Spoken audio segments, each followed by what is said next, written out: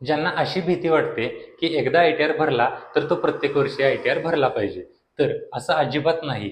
मित्रांनो, तुम्हाला घाबरण्याची गरज नाही. जर कोणाची इन्कम बंद झाली किंवा येणाऱ्या पुढील वर्षामध्ये तुम्हाला ITRची काही गरज नाही, तर तुम्ही अशी ट्रान्झॅक्शन पण करत नाही की ज्यामुळे तुम्हाला इन्कम टॅक्सची नोटीस येईल.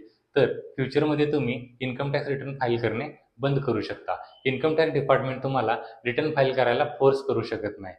आता ज्यांचा कमी टॅक्स कट झाला आहे त्यांना या भीतीने ITR फाईल करत नाहीत की यामुळे त्यांना नोटीस यायला नको.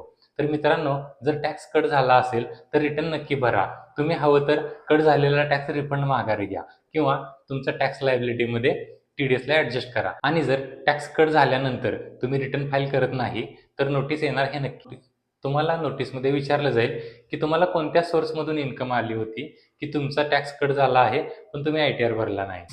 मित्रांनो, अशाच प्रकारच्या व्हिडिओसाठी HJ Techला फॉलो करा. धन्यवाद.